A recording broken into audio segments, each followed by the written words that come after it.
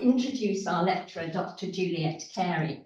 She is senior curator at Waddesdon Manor, and she has curated many exhibitions and published on many subjects, including Elizabethan portraits, French drawings, Chardin, Gainsborough, Guercino, Sèvres porcelain, and Edmund de Well, and probably more. She tells me she's been there for 20 years. So we feel very privileged to have you here this morning. Juliet is also a founding member of the Jewish Country House Project team, and she has just co-edited, or she has edited, and it's just been published, a Jewish Country Houses volume of their research. So that's actually out now, and it's therefore lovely to have you here on this gorgeous morning, Juliet. Welcome to the Friends of Kenwood. Thank you. Thank you. Lovely to see so many of you here on a sunny morning when you could be looking at flowers and ducks and things outside. So thank you. I was really thrilled to be invited to talk to you, not least because Kenwood is a really big part of my childhood and my sort of art historical, early training. I was brought up in Hampstead, and my father used to have an allotment in Highgate. And I was telling Angela that so in the autumn we would always, me and my brother as little children would have to pick up lots of autumn leaves from the woods around the house here around Kenwood, I suppose to mulch the allotment. I never quite understood what we needed to do it for, but it took a lot of time and it was actually really fun. But I also remember there was that wonderful time when in the orangery you used to have one painting for a little bit, and I still remember the excitement of there was Countess Howe was just there in the light at the end. And my father used to walk me over the heath to see her many times, and then Whistlejacket, which I never feel it quite belongs in the National Gallery because I was so used to seeing it here for a few months. It was a really wonderful, really one little girl anyway was turned into an art historian by those paintings in Kenwood. Waddesdon Manor is visible from far away on a hill in Buckinghamshire. From a distance, you see turrets among trees, and some of you, I feel sure, will have visited it. From a distance, it seems knitted in to the landscape. But upon approach, its silhouette and elaborate roofline assert themselves against the sky. Here it is in the 1890s. The massive, symmetrical central block is flanked by two differing wings. Towers articulate the corners and turnings, and it's topped by an invigorating variety of domed and sloping roofs, spires and pinnacles. And this is one of the most extraordinary series of photographs taken recently by Iveagh Bequest, and I'll say a little bit more about that later. The entrance front of Waddesdon pays homage to the French Renaissance and incorporates architectural quotations from Loire Chateau, including Chambord. Oh, sorry, this is the moment I'm going to tell you about Iveagh Bequest, which is Iveagh Bequest is an absolutely magnificent photographer who specialises in architectural photography. She lives in Kentish Town, actually, just over the heath.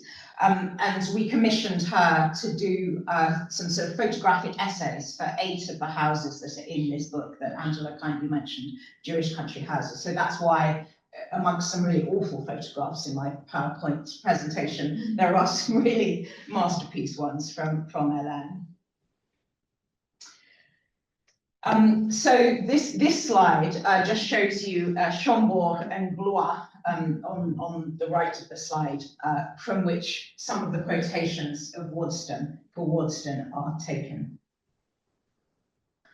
But close up, fantastic stone detail captures the eye. There are blocks faceted to look like jewels, baskets you see on the left, and swags of fruit, and everywhere vases embodying wealth and abundance. There is a real horror vacui, as there is everywhere at Waddesdon. These lions on the roof are hidden, seen by almost nobody. I particularly love this blind arcade on the north front, on the entrance front, carved with giant scales that are a bit like medieval or Renaissance scale plate armour, but also a bit like pangolin scales.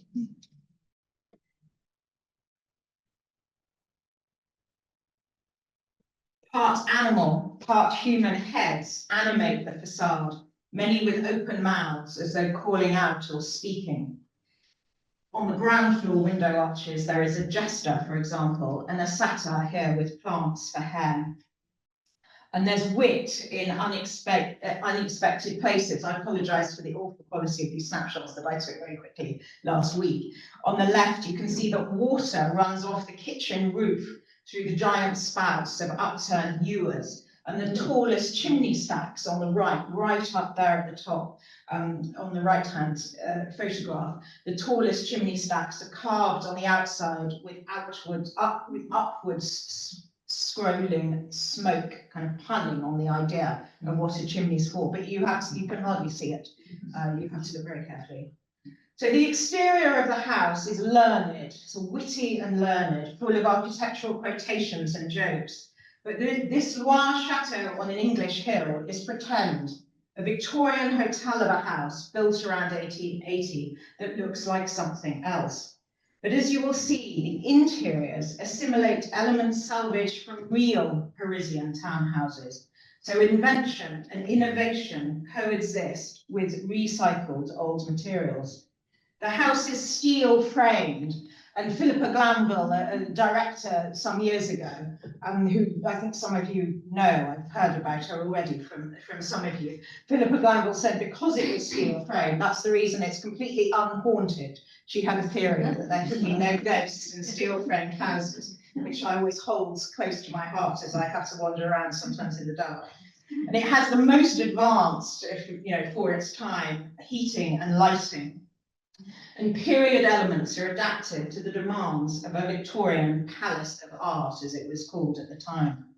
It is stuffed full of French and 17th and 18th century decorative art, 18th century British paintings, and the kind of treasure cabinet wonders particularly associated with German princely collecting. Further strands of what was already known when Waddesdon was built as the Le Goût Rothschild style, include a room full of 17th century Dutch paintings and two enormous Venetian views by Guardi. They're the biggest Guardis in the world. No category was particularly pioneering in itself in terms of collecting. The novelty lay in the combination, which integrated different lines of familial inheritance. Waddesdon's creator, Baron Ferdinand de Rothschild, who you see here in three very different picturings, wrote in his reminiscences, which we have a typescript at Waddesdon, but it wasn't ever published. Not all of it. No, it wasn't published in his lifetime at all. And he wrote, "The British collector likes paintings.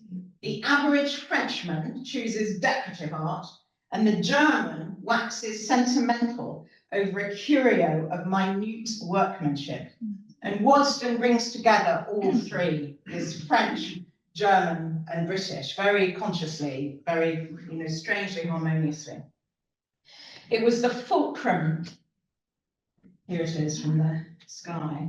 "It was the fulcrum of Ferdinand de Rothschild's self-fashioning as an aesthete connoisseur, society host, country squire, and public benefactor, all of which required different forms of cultural competence and different ways of playing with the past.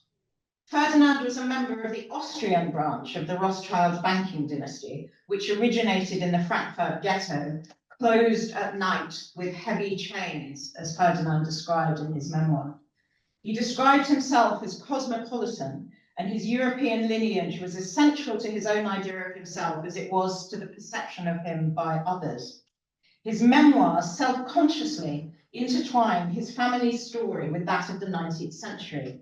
Born in Paris, as he wrote, in the same room as that in which Napoleon III had first seen the light, his name honoured both the ruler of Austria and the Kaiser Ferdinand Northern Railway, founded by his own grandfather. Raised in Frankfurt and Vienna, Ferdinand was always drawn to England, particularly after the death of his English mother, and he settled there in 1860. But within 5 years, and within 5 years, he had married his second cousin Evelina, lost his wife and son in childbirth, and taken British citizenship. He would never remarry. In 1874, Ferdinand acquired the land on which he built Waddesdon from the Duke of Marlborough. His father had just died and he inherited a vast fortune. He literally signed the deeds for buying the land at his father's deathbed.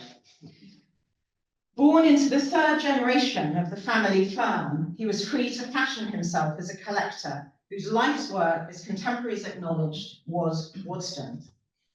In 1885, Ferdinand was elected as Liberal Member of Parliament for the nearby town of Aylesbury. In London, where he lived at 143 Piccadilly, he chose not to run for a parliamentary seat in the East End, though it was a possibility for him, near to the Evelina Hospital for Sick Children that he founded in Southwark, and where he took his role as a leader in the Jewish community very seriously. That was very much based in London. But country life features vividly in Ferdinand's narrative about himself.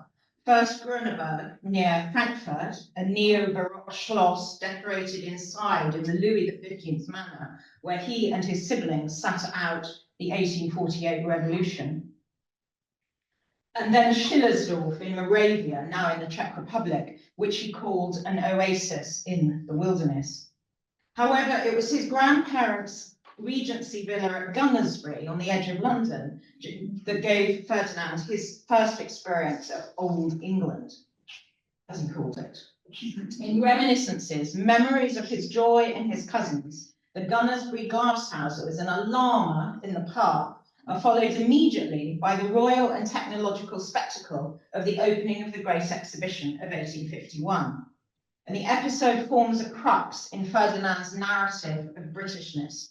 He wrote this: being denationalised, so to speak, on the one hand, and not renationalised on the other, being left more or less my own master at my dear mother's death, I severed the slender ties that bound me to the countries I had hitherto lived in, and eventually, as he says, he made England the land of my dreams, my permanent abode. Waddesdon is a very competitive house.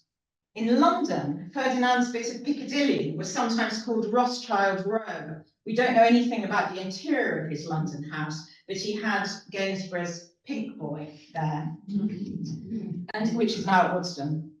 And in Buckinghamshire, he joined another Rothschild enclave.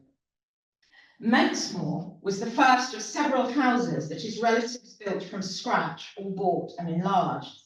This is not the place to go into detail about the relationship between the houses, Aston, Clinton, Tring, Ascot, Halton, but they all make their individual statements with conspicuous underlying affinities. Their conversation is friendly but competitive. Before he started building Waddesdon, Ferdinand asked for the measurements above sea level of every other Rothschild house in the vicinity so that he could be absolutely sure that Waddesdon would be the highest of them all, and it very much is. Building demonstrates wealth and stability. This kind of collective, self-reflexive country house construction also asserts unity, essential to the success of a family enterprise, while providing a playful structure for competition and rivalry. And collecting can work in a similar way, and Waddesdon is full of this duality. By the time Waddesdon was created, the idea of a shared Rothschild taste was well established. They sometimes collected as a group, getting a good price by buying en bloc. For example, Ferdinand and his uncle acquired a set of 14 pier glasses by Nicolas Pinot. You can see two of them at the end of the dining room here, which were among the earliest examples of what would become known as the Rococo style in about 1730. They're really important mirrors, and split them, and they bought all 14 of them and then split them between Waddesdon and Mentmore. And buying as a consortium gave a group of cousins the leverage to acquire the celebrated Van Loon collection of Amsterdam in 1877 and 1878. Again, they got a very good price and split it up between various Rothschilds. This painting by Gabriel Metsu is just one work from that collection that came to Waddesdon. And I wanted to show you also some other Dutch paintings. We've got a marvellous collection of Dutch 17th century paintings, as it's so key with Kenwood. However, the pleasures of ownership or one-upmanship were sometimes solitary. Ferdinand felt he had to hide his first very important purchase, a Sèvres ship-shaped vase, the one on the left here, which he paid for in instalments because he feared that his uncles would disapprove of his extravagance. He had put it in a cupboard when his uncles came to visit. It's the one on the left is the first one he bought, 1761. This is a real show-off slide, I have to say. I couldn't resist putting it on because we're so proud of Waddesdon that we've got 3 of these Sèvres ship vases, of which only 10 are known to have been made, all of which were in English collections in the 19th century. We've got 3 of those 10. The handling, acquiring and understanding of works of art is central to the story Ferdinand tells about himself. Art surrounded him from childhood, and his father's collection formed the nucleus of his own. He remembered how he used to pack and unpack his father's curiosities, as he called them, when the family left town, learning to distinguish a 10 years from an Ostander. Here's a 10 years and an Ostander at Waddesdon. And he recalls how he would kneel on the floor, fold my hands as if in prayer, and screw up my eyes in mimicry of the head of a girl by Greuze. And here are 2 heads of girls by Greuze at Waddesdon. Ferdinand remembered his joy when the German Jewish painter Moritz Daniel Oppenheim, who also acted as his father's agent, brought what he called some quaint Nuremberg or Augsburg tankard, or the figure of a man, a lion, or a stag.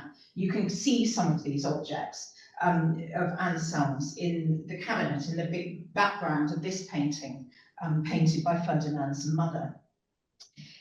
Ferdinand acclaimed, "Oh, for those good old days when the artistic merit of a cup was of no account to its possessor, and he merely valued it according to the number of ounces it contained." Inherited possessions, particularly metalwork, are everywhere at Waddesdon, but the sarcasm here suggests a certain distance from earlier approaches to collecting and what Ferdinand saw as his father's limited taste and approach. But Ferdinand also recounts his own mistakes and how through experience and luck, he honed his judgment and grew confident in his taste to create in Waddesdon a complex and complete work of art.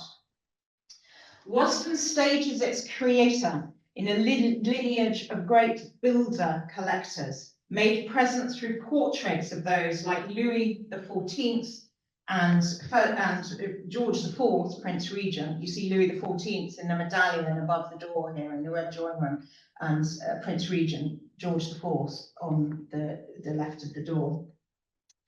So he made these great builder collectors present through portraits in the house, whom he particularly admired, and through works of art owned, for example, by Madame de Pompadour and Marie Antoinette, Rudolph II, William Beckford, and the Duke of Hamilton.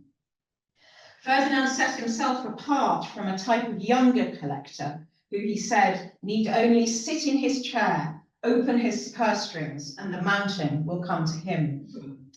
He bought little contemporary art, but engaged ludically with centuries of princely and aristocratic collecting. He valued things both for their rarity and, as he said, the memories they evoke, the trains of thought to which they lead, and the many ways they stimulate the imagination and realize our ideals.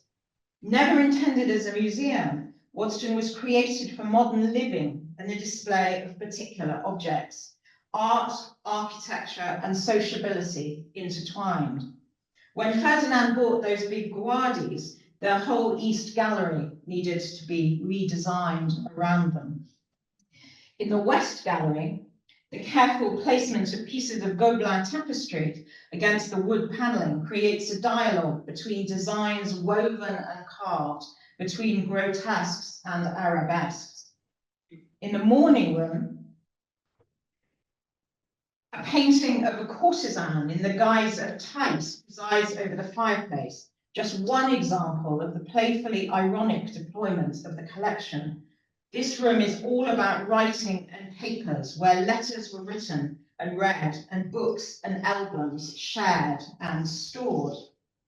Thais was one of history's most infamous arsonists, who, according to legend, goaded her lover Alexander the Great to burn down the palace of Persepolis, which of course housed one of the ancient world's greatest libraries. You can really tell that it was intended because the fire back in the fireplace below is actually decorated with the figure of Peace, who has a flaming torch that she's quenching by putting it upside down. So it's not an accident, the theme is brought out throughout the room. Waddesdon does not pretend to have grown slowly, organically out of the English landscape. Its creation was fast and spectacular. Ferdinand flattened the top of a bare hill, and a marvel of 19th century logistics turned it into a park with avenues and already mature trees, which were shipped in. There is something performative, something of Versailles about the earthworks and hydraulics, the fountains and sculptures brought from all over Europe, instant forests, vast glass houses, the neo-Rococo aviary, and there were menageries installed on artificial crags, which had quite soon to be moved because the smell of the animals was too much for the guests. The manor was designed by French architect Gabriel Hippolyte Detailleur, who has an international reputation for the mastery of historic styles in the construction both of new buildings and the restoration of old ones. Interestingly, while building Waddesdon, Detailleur was also working on Louis Le Beau's Vaux le Vicomte, and I apologise for another of these blurry slides of Google. But he was doing that for the sugar baron Alfred Sommier and the Louis XIII Chateau de Courance for the French-Austrian Jewish banker Samuel de Iveagh. Also overlapping with Waddesdon were two commissions in England for the exiled Empress Eugénie, widow of Napoleon III, a funerary chapel for the Prince Imperial Chislehurst, which was then in Kent, and the Imperial Mausoleum that you see here in Farnborough in Hampshire. Set against the ambiguity of the Rothschild status within European society, Eugénie's was a friendship that cemented Ferdinand's sense of his family as a kind of analogue to the interconnected royal houses of Europe. Although Waddesdon's eclecticism incorporates some French Gothic forms, the primary prototypes are from a later period. Detailleur's choice of French Valois and Bourbon styles, as opposed to medieval Italian Renaissance or antique models, was tied to his promotion of a French national style in architecture, spanning and synthesizing centuries. But Waddesdon's interiors are predominantly 18th century in style. This is the green boudoir on the first floor. Ferdinand considered it a specifically Rothschild achievement to have, as he described, first revived the decoration of the French 18th century in its purity, reconstructing their rooms out of old material, reproducing them as they had been during the reigns of the Louis, while at the same time adapting them to modern requirements. Many rooms were lined with panelling from French houses, the elements reconfigured to articulate modern spaces with very different dimensions. The breakfast room, for example, repurposes panels of different origins from the 1730s Hôtel Dodin, but only the very closest scrutiny disrupts the illusion of a symmetrical whole. And it has these extraordinary wall lights, which are scaled up versions of real 18th century models, and console tables that are modern riffs on the Rococo. And the dining room, which you see here again, both displays and transgresses its historical references. The marble-clad walls recall 17th century Versailles, and the main wall elevation, the fireplace wall, largely follows a design in an 18th century architectural treatise. However, On either side of the fireplace hang Beauvais tapestries after pastoral designs by François Boucher, whose contemporaries frowned upon the hanging of precious textiles in eating rooms. So the 19th century iteration sort of breaks the 18th century rules. At Waddesdon, these works were the trophy pieces around which a 19th century imaginative reiteration of an 18th century space is arranged. Ferdinand was not nostalgic for the world in which these works of art originated. He saw the French Revolution as inevitable, the failed aristocracy making way for a new order of things, as he said. And looking back at the Ancien Regime from his own time, with its own sense of historical transition, Ferdinand saw its art and literature as a high point of European cultural achievement, but believed, like many others, that it possessed a delicious decadence. He wrote of the 18th century that from moral decay rose the perfume that surrounded it with so much glamour and glory. The books and albums that he assembled, like the designs for the Ballet Royal de la Nuit, which you see in this slide, a masque in which Louis XIV first appeared as the Sun King, give insight into the theatre of state. But the books at Waddesdon also reveal Ferdinand's fascination with everyday life, from butchery to hairdressing. And the Saint-Aubin's dangerous book of caricatures, I can't resist showing quite a lot of these. We catalogued the whole thing quite soon when I got to Waddesdon. And it's known colloquially in French. The translation in English is the Book of Arses.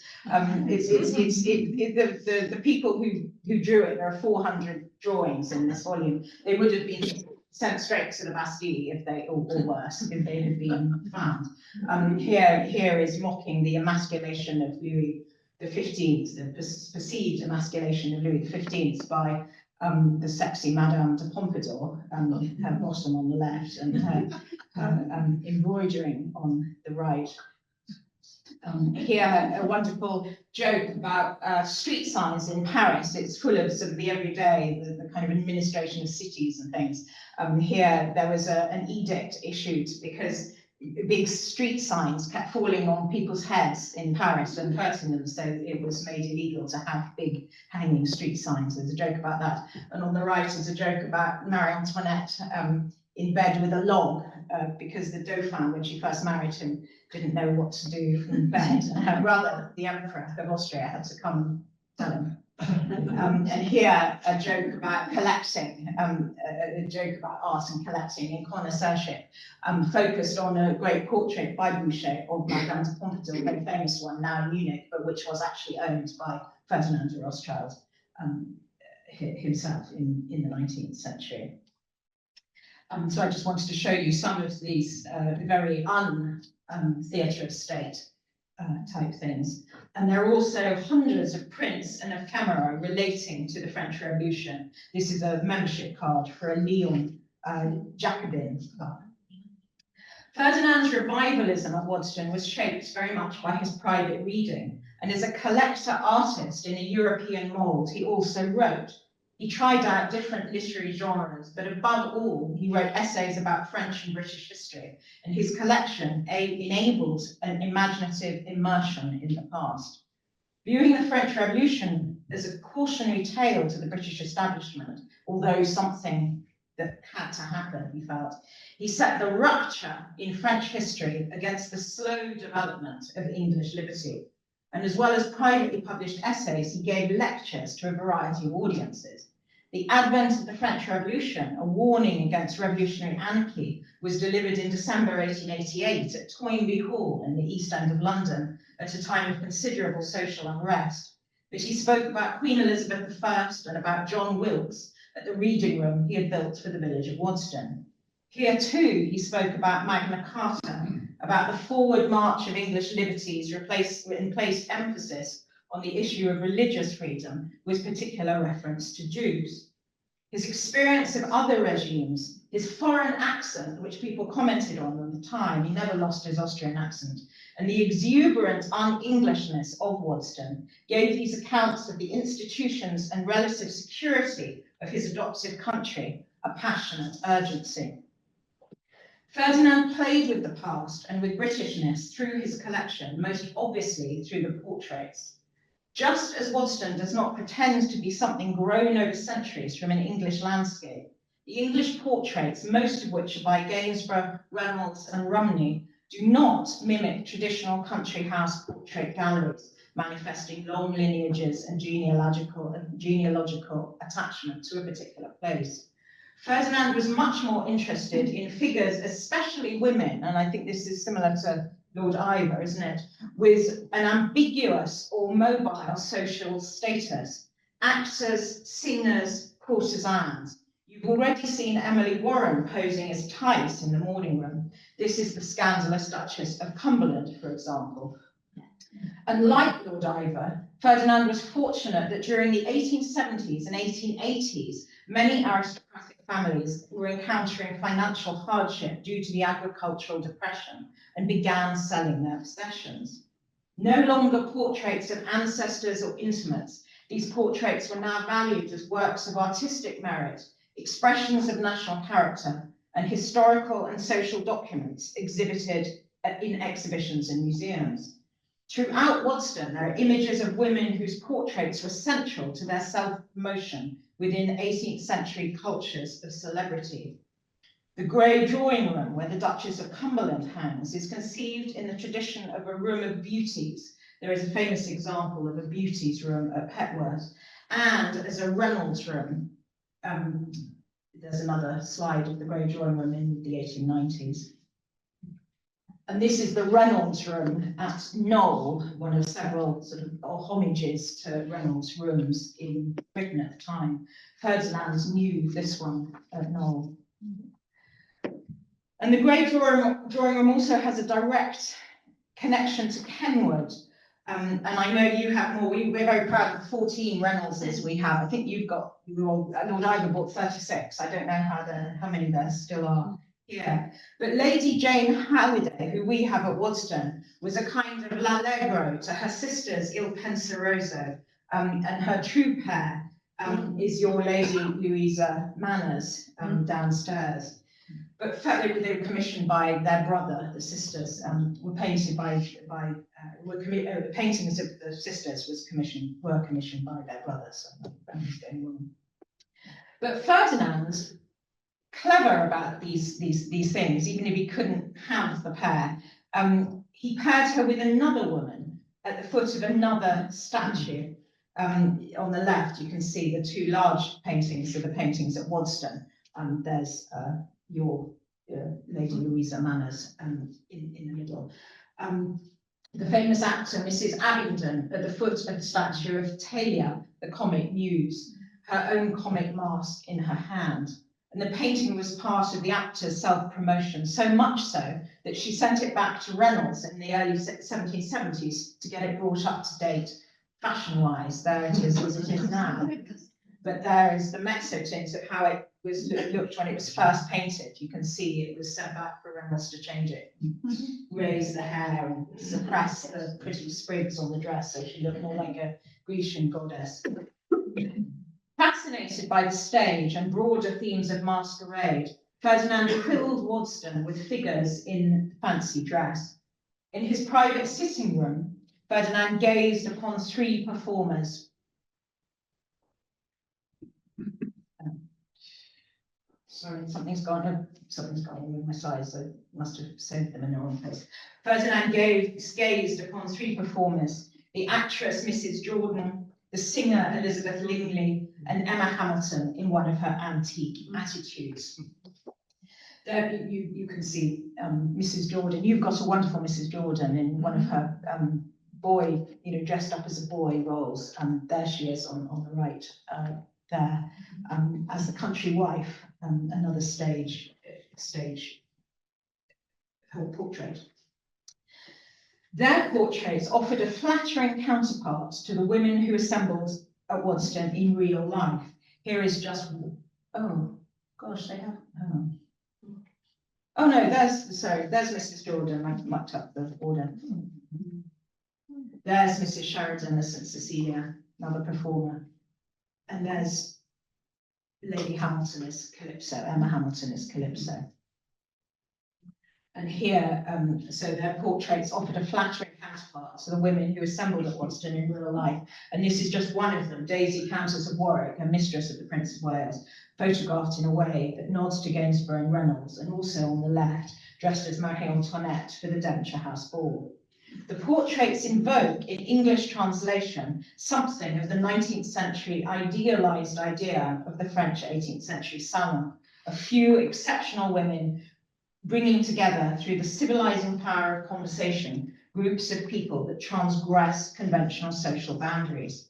This model of elite society appealed to Ferdinand, not least for its embrace of writers and performers, and he wrote that in the theatre, a brilliant actor or actress became the darling of the world, of the mob and society alike. Nevertheless, the first paintings that visitors encountered on arrival at Waddesdon in the red drawing room were men. The Prince of Wales, future George IV, on the left, with whose love of French art Ferdinand particularly identified, and his close friend and drinking companion, Captain St. Ledger, who was known as Handsome Jack. This is in fact another clever creation of a new pair by Gainsborough on the left and Reynolds on the right that recalls the original pair commissioned by the Prince of Wales from Gainsborough, but forever separated, as the Prince kept the painting of his friend for his own collection, and it is today in Buckingham Palace. So Ferdinand couldn't get it, so he bought the Reynolds instead. There is the original pair on the left and Ferdinand's new pair on the right. Same men, different artists. Ferdinand's pairing of Gainsborough and Reynolds invited conversational comparison of the two artists, a key theme in their 19th century reception, and must have been relevant to your collection here, and embedded the theme of princely friendship at the very start of the visitors' progress through the house. Here are just some of the many mementos of Edward VII, the Prince of Wales, that you encounter. When Ferdinand died, his close informal friendship with another Prince of Wales, Albert Edward, the future Edward VII, whose mementos you see here, was the starting point of many an obituary, stamping him with Britishness and status. Bertie, the Prince of Wales, was fascinated by the Rothschilds' quizzical detachment from the European class structure, and he relished their flair and international outlook. Earlier generations of Rothschilds had been court Jews serving the Elector of Hesse-Kassel, while Ferdinand's brother was the only Jew deemed presentable at the court of Franz Joseph. Yet for the Prince of Wales, whose family network, like Ferdinand's, spanned Europe, Waddesdon functioned as a kind of unofficial court. Visiting in his private capacity, never with his wife, and often with a mistress, he invariably determined the guest list, which included political and diplomatic figures to whom his mother refused him access. Ferdinand's sister Alice acted as her brother's hostess, and together they entertained figures from the world of culture, painters like Louise Joplin and John Everett Millais, and writers like Guy de Maupassant and Henry James. Our archivist, Catherine Taylor, kindly checked the Waddesdon Visitors Book for Lord Iveagh, and he did sign it on the 1st of July 1888, by which time the Waddesdon collection was far advanced. And we haven't found other papers connecting them, but I am hoping that we might yet find something more to flesh out this rather tantalizing connection between the two collectors, whose collections overlapped in so many ways. The Shah of Persia visited in 1889, a year before Queen Victoria. He was besotted with Waddesdon's elephant automaton. She was impressed by the electricity. The British public were fascinated by the Queen's visit, an elaborate public spectacle that contrasted with the visits of her eldest son. Ferdinand, meanwhile, compared himself to an Elizabethan courtier, having knelt on one knee, he said, in the green boudoir to present Victoria with a little ivory fan studded with diamonds. And this comparison to an Elizabethan courtier was not accidental. The year before he died, Ferdinand attended the Devonshire House ball dressed as a 16th century German Calvinist prince who was shown favour by Henri III of France and who once sought to marry Elizabeth I. How carefully, I think, he chose his costume, a European prince at home in the French and English courts. The glass houses, dairy, aviary, menagerie, music, carriage rides, and visits to Alice's tea house were all part of the entertainment during the Waddesdon weekend. But the house and collection were at its heart. Like the Renaissance prince of his imagination, the host would show special favour to a guest by inviting them into his artistic inner sanctum. At the far end of the West Gallery, closed by mirrored doors, the Baron's sitting room led through into the Tower drawing room, a small, centralised space that housed his most precious works, private and apart, like an Italian studiolo, designed for close and conscious looking, like a French cabinet, a treasury of artful wonders, like a German Kunstkammer.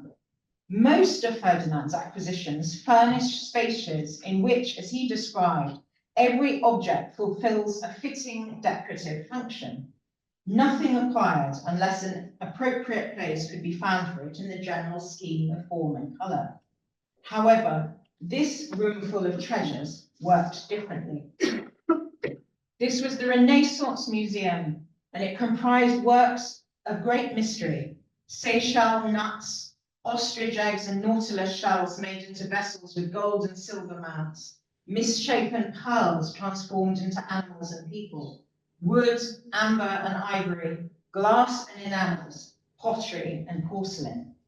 Objects were layered with evidence of their provenance. The light jewel bears the monogram of James VI of Scotland, and the case of a boxwood tabernacle bears the arms of Emperor Charles V. For the first time in this group of objects, what he called his Renaissance Museum, we see religious works, for example. The Pressburg cup, with its inscription from a Jewish burial society in what's now Bratislava, is a discrete piece of Judaica, while the Holy Thorn Reliquary, which houses supposedly a thorn from Christ's crown of thorns, is the most spectacular of the goldsmith's work that Ferdinand inherited from his father. There are also many examples of the intrinsically valuable portable goods associated with Jewish merchants for centuries, and thus with the origins of the Rothschild fortune and the overlaps between collections of banking and princely dynasties. How exactly the Renaissance Museum was first displayed at Waddesdon is uncertain, but in 1896, Ferdinand reinstalled it in the smoking room in the bachelor's wing. Here, Waddesdon's predominantly 18th century idiom gives way to one associated in the late 19th century with masculine spaces. It's where unaccompanied males stayed when they came. And it incorporated medieval and Renaissance, Moorish and Asian elements. The prominence of textiles, often adapted, intriguingly actually, from ecclesiastical robes and furnishings, along with clever use of stained glass and lighting, heightened the textural and chromatic subtlety for which the house was known. The arrangement of the vitrines in which the Renaissance Museum was displayed emphasized shared types and materials while drawing attention to star pieces like the Cellini bell, once owned by Horace Walpole, who described it as the uniquest thing in the world, and which Ferdinand was the first to identify as German. Fascinated by the history of collecting in England, Ferdinand determined that the future home of these treasures should be in public hands. He saw himself as a new type of collector who might, as he put it, have a beneficent influence on the tone and conditions of society at large. And to this end, in 1898, he made a spectacular bequest to the British Museum. And here it is still today. Some of those objects you saw no longer at Waddesdon. They had been at the heart of the collection there. As a gift to a national museum, it forms part of a broader pattern of giving among the European Rothschilds. But Ferdinand was also following the examples of Lady Wallis, who had given the Wallis collection to the nation, and in France, for example, the Duc d'Aumale, who gave the Château de Chantilly to the Institut de France. And there are here again, perhaps overlaps with the Iveagh Bequest and the motivation, Lord Iveagh's motivations as a preservationist and his insistence on public access, free public access to his collection. The moral and patriotic purpose of Ferdinand's donations was clear to contemporaries. The Daily Telegraph at the time commented, many of the works were a possession of the late Baron, so that in bequeathing them to the nation, he has done the highest service in his power to promote the education and add to the cultivated enjoyment of the community at large. But there is something more to this princely gift. Ferdinand was a public man who lived a public life, and Waddesdon was his only posterity. He had no children and never remarried. His political and literary output was, for all his sophistication and grand friends, not particularly distinguished. But in Waddesdon, he created a work of art in which architecture and art were completely interwoven, the spaces inside and out animated, if only temporarily, by the guests with whom it was his pleasure to share them. And it was through Waddesdon that he chose to be remembered. He named the prized pieces from his collection that he bequeathed to the British Museum the Waddesdon Bequest, thus forever linking it to the house that he built, underlining the fact that he understood it as a whole, as a total work of art that was his legacy. A fragile thing, but something worth remembering. Before the house and the Renaissance Museum were physically separated by the bequest, Ferdinand encapsulated the idea of Waddesdon, retrospective and complete, in a photographic album entitled Waddesdon Manor, and known today as the Red Book. It's about this big, which is the album. The text is full of the drama and the activity of Waddesdon's making, individual items set within an overall narrative about its totality, and haunted, as in this final paragraph he wrote in the introduction, haunted by fears for the future. And probable annihilation, he thought, in a time of rising death duties and an exodus of works of art across the Atlantic. In separating the Waddesdon Bequest from Waddesdon Manor, Ferdinand destroyed something of what he had created. He knew that his heirs would change it, whatever it might become. But surely he never imagined that Waddesdon itself was to be absorbed into the National Trust and thereby be made public too. And I just wanted to, there it is, in the 1890s. And I just wanted to end with a few of these marvelous new photographs by Hélène Binet, which show it in, I think, a very fascinating, kind of intimate, exploratory light.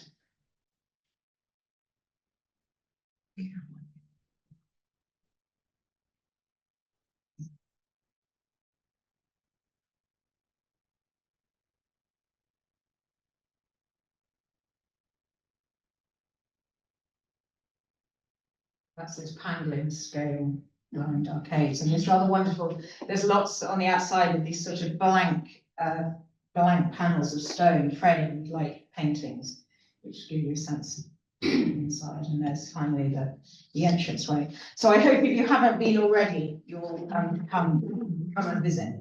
Thank you very much.